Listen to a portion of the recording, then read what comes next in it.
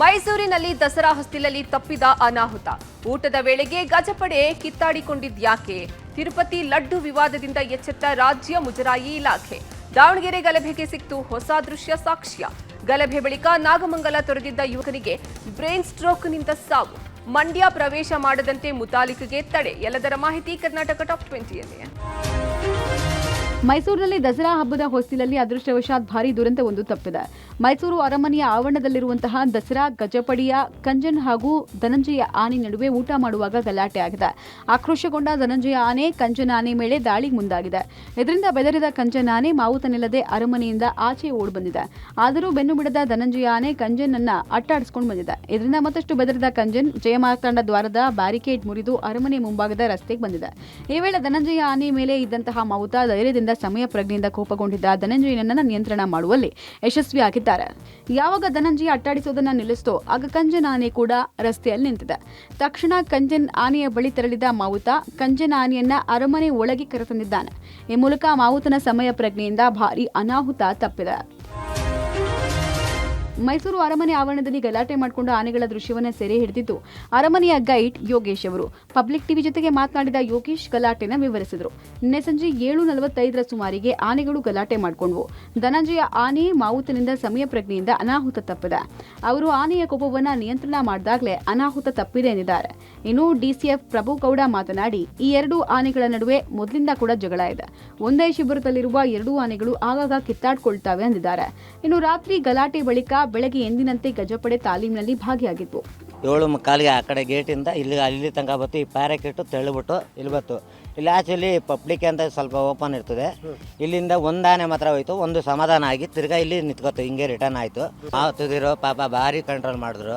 ನಾವು 7:30ಕ್ಕೆ ಸ್ಪೆಷಲ್ ರೇಷನ್ನ ಕೊಡ್ತೀವಿ. ಧನಂಜಯ ಆನೆಗೆ ತಿನ್ನಿಸ್ತಾ ಇರುವಾಗ ಹಿಂದ್ಗಡೆ ಕಂಜನ್ ಆನೆ ಬರುತ್ತೆ. ಅದನ್ನು ಕೂಡ ಫೀಡ್ ಅದಕ್ಕೆ ಊಟ ತಿನ್ಸಕ್ಕಂತ ಹೇಳ್ಬಿಟ್ಟು ತೊಗೊಂಡು ಬರ್ತಾ ಇರ್ತಾರೆ. ಇದು ಸಡನ್ ಆಗಿ ಟರ್ನ್ ಆಗುತ್ತೆ. ಅದು ಸ್ಮೆಲ್ಲಿಗೋ ಏನೋ ಗೊತ್ತಿಲ್ಲ. ಆಮೇಲೆ ಜಗಳಕ್ಕೆ ಬಿಡ್ತೇವೆ. ಎರಡು ಒಂದೇ ಶಿಬಿರದ ಆನೆಗಳೇನೆ, ದುಬಾರಿ ಆನೆಗಳು.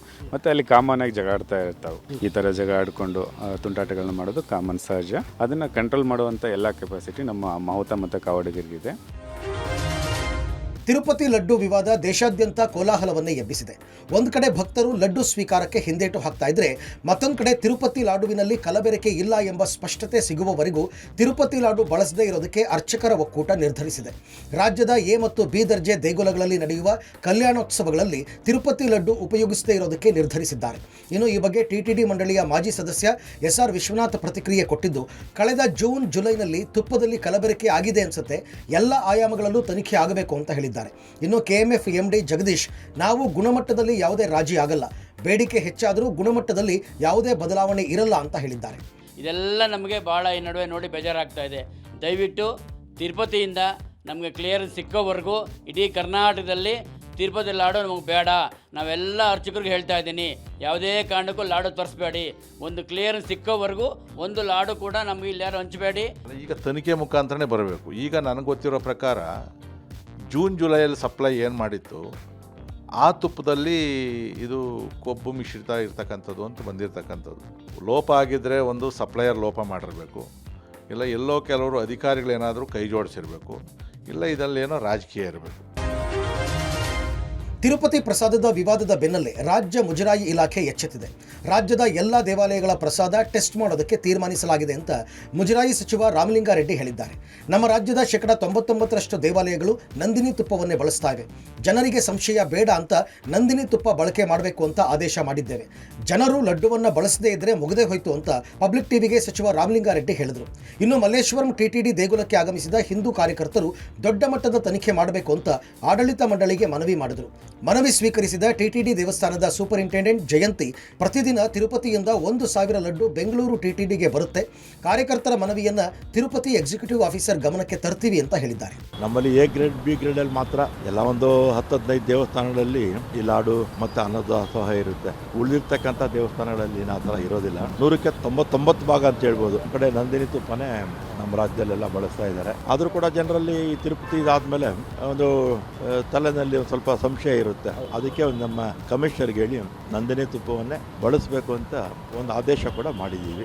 ಮೊದಲು ಶನಿವಾರ ಮಾತ್ರ ನಮ್ದು ಸೇಲ್ ಇದೆ. ಇವತ್ತು ಡೈಲಿ ಸೇಲ್ ಇರುತ್ತೆ ಇಲ್ಲಿ. ಈಗ 10 ದಿವಸನಿಂದ ಡೈಲಿ ಬರ್ತಾ ಇದೆ. ಮೊದಲು 8,000 ಕಳಿಸ್ತಾ ಇದ್ರು ಶನಿವಾರ. ಈಗ ಬರೀ ಒಂದು ದಿವಸಕ್ಕೆ 1000 ಲಡ್ಡು ಸೇಲ್ ಕಳಿಸ್ತಾ ಇದ್ದಾರೆ. ನಾವು ಮೊದಲೆಲ್ಲನೂ ನಮ್ಮದು ಇನ್ಫಾರ್ಮೇಷನ್ ನಮಗೆ ಗೊತ್ತಿಲ್ಲ. ನಮ್ದು ಏನು ಜವಾಬ್ದಾರಿ ಅಂದರೆ ಅಲ್ಲಿಂದ ಕಳಿಸೋದು, ನಾವು ಇಲ್ಲಿ ಪ್ರಸಾದ ವಿತರಣೆ ಮಾಡೋದು. ದಾವಣಗೆರೆಯಲ್ಲಿ ಗಣೇಶ ಮೆರವಣಿಗೆ ವೇಳೆ ಕಲ್ಲು ತೂರಾಟ ಪ್ರಕರಣದ ಮತ್ತಷ್ಟು ಸ್ಫೋಟಕ ಸತ್ಯ ಹೊರಬಂದಿದೆ. 35 ಸೆಕೆಂಡ್ 28 ಸೆಕೆಂಡ್ಗಳ ಸಿಸಿಟಿವಿ ಲಭ್ಯವಾಗಿದ್ದು, ಈ ದೃಶ್ಯದಲ್ಲಿ ಗುಂಪಿನಲ್ಲಿ ಬಂದ ಯುವಕರು ಕಲ್ಲು ತೂರಾಟ ನಡೆಸಿದ್ದು ಕಾಣಿಸ್ತಾ ಇದೆ. ವಸತಿ ಪ್ರದೇಶದ ಕಡೆ ನುಗ್ಗಿ ಕೈಯಲ್ಲಿ ದೊಣ್ಣೆ ಹಿಡಿದು ಸಿಕ್ಕ ವಾಹನಗಳ ಮೇಲೆ, ಮನೆಗಳ ಮೇಲೆ ಕಲ್ಲು ತೂರಾಟ ನಡೆಸಿದ್ದಾರೆ. ಒಂದು ರಸ್ತೆಯಲ್ಲಿ ಕೆಲವೇ ನಿಮಿಷಗಳು ಮಾತ್ರ ಇರ್ತಾ ಇದ್ದ ಈ ಗುಂಪು ಕಲ್ಲು ಹೊಡೆದು ಪರಾರಿಯಾಗ್ತಾ ಇದ್ರು ಎಂಬುದು ತಿಳಿದು ಬಂದಿದೆ. ಇನ್ನು ಕಲ್ಲು ತೂರಾಟ ನಡೆಸಿ ಏನೂ ಗೊತ್ತಿಲ್ಲದಂತೆ ಮನೆಯಲ್ಲಿ ಕೂತಿದ್ದ ಪುಂಡರನ್ನ ಪೊಲೀಸರು ಬಂಧಿಸಿದ್ದಾರೆ. ವಿಡಿಯೋ ಪರಿಶೀಲನೆ ಮಾಡಿ ಪುಂಡರನ್ನು ಬಂಧಿಸಲಾಗಿದೆ. ಇನ್ನು ನಾಳೆ ಚನ್ನಗಿರಿ, ಹೊನ್ನಾಳಿ ತಾಲೂಕಿನಲ್ಲಿ ಹಿಂದೂ ಗಣಪತಿ ಶೋಭಾಯಾತ್ರೆ ಇದ್ದು ಮದ್ಯ ಮಾರಾಟ ನಿಷೇಧ ಮಾಡಲಾಗಿದೆ. ಇನ್ನು ಕಲ್ಲು ತೂರಾಟದ ಬಳಿಕ ಸಹಜ ಸ್ಥಿತಿಗೆ ದಾವಣಗೆರೆ ಬಂದಿದ್ದು, ಶೋಭಾಯಾತ್ರೆ ಹಿನ್ನೆಲೆಯಲ್ಲಿ ಪೊಲೀಸ್ ಭದ್ರತೆಯನ್ನು ಹೆಚ್ಚಿಸಲಾಗಿದೆ.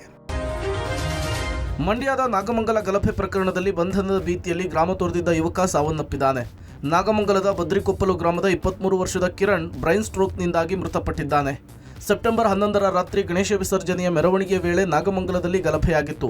ಘಟನೆ ನಡೆದ ನಂತರ ಕಿರಣ್ ಬಂಧನದ ಭೀತಿಯಲ್ಲಿ ಗ್ರಾಮವನ್ನು ತೊರೆದಿದ್ದ.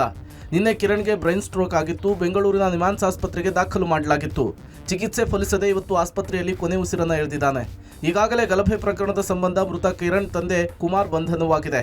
ಮಂಡ್ಯ ಜಿಲ್ಲಾ ಕಾರಾಗೃಹದಲ್ಲಿ A17 ಆರೋಪಿಯಾಗಿದ್ದಾರೆ. ಗಲಭೆ ಪ್ರಕರಣದಲ್ಲಿ ತಂದೆ ಅರೆಸ್ಟ್ ಆದರೆ ಮಗ ಭಯದಿಂದಲೇ ಸಾವನ್ನಪ್ಪಿದ್ದಾನೆ. ಕುಟುಂಬಸ್ಥರಿಗೆ 2 ಆಘಾತ ಎದುರಾಗಿದೆ. ನಾಗಮಂಗಲದ ಕೋಮುಗಲಭೆ ಪ್ರಕರಣದಲ್ಲಿ ಸಂಬಂಧಪಟ್ಟಂತೆ ಮಂಡ್ಯ ಜಿಲ್ಲೆಗೆ ಪ್ರವೇಶಿಸದಂತೆ ಪ್ರಮೋದ್ ಮುತಾಲಿಕೆಗೆ ನಿರ್ಬಂಧ ಹೇರಲಾಗಿದೆ. ಇವತ್ತಿನಿಂದ ಅಕ್ಟೋಬರ್ 5ರವರೆಗೂ ಕೂಡ ನಿರ್ಬಂಧವನ್ನು ವಿಧಿಸಿ ಮಂಡ್ಯ ಪಾಂಡವಪುರ ಉಪವಿಭಾಗಾಧಿಕಾರಿಗಳಿಂದ ಪ್ರತ್ಯೇಕ ಆದೇಶ ಹೊರಡಿಸಲಾಗಿದೆ. ಇವತ್ತು ಜಿಲ್ಲಾ ಕಾರಾಗೃಹಕ್ಕೆ ಭೇಟಿಗೆ ಮುತಾಲಿಕ್ ನಿರ್ಧರಿಸಿದ್ರು. ಅಲ್ಲಿರುವ ಗಲಭೆ ಪ್ರಕರಣದಲ್ಲಿ ಬಂಧಿತರಾಗಿರುವ ಹಿಂದೂಗಳ ಭೇಟಿಗೆ ನಿರ್ಧರಿಸಿದ್ರು. ಆದರೆ ಮಂಡ್ಯ ಜಿಲ್ಲೆಯ ಗಡಿಯಲ್ಲಿಯೇ ಮುತಾಲಿಕ್ ತಡೆಯೊಡ್ಡಲಾಗಿದೆ. ಮದ್ದೂರು ತಾಲೂಕಿನ ನಿಡಘಟ್ಟ ಬಳಿ ಪೊಲೀಸರು ಮುತಾಲಿಕ್ಗೆ ಜಿಲ್ಲೆ ಪ್ರವೇಶಿಸದಂತೆ ತಾಕೀತು ಮಾಡಿದ್ದಾರೆ. ಆದೇಶದ ಪತ್ರವನ್ನು ತೋರಿಸಿ ವಾಪಸ್ ಕಳುಹಿಸಿದ್ದಾರೆ. ಇನ್ನು ಪೊಲೀಸರ ನಡೆಗೆ ಮುತಾಲಿಕ್ ಆಕ್ರೋಶ ಹೊರಹಾಕಿದ್ದು, ಕಾಂಗ್ರೆಸ್ ಸರ್ಕಾರ ಬಂದಾಗಿನಿಂದ ನಿರಂತರವಾಗಿ ಹಿಂದೂಗಳ ಮೇಲೆ ದೌರ್ಜನ್ಯವಾಗ್ತಿದೆ, ನಮ್ಮನ್ನ ತಡೆದಿದ್ದು ಅಕ್ಷಮ್ಯ ಅಪರಾಧ ಅಂತ ಹೇಳಿದ್ದಾರೆ.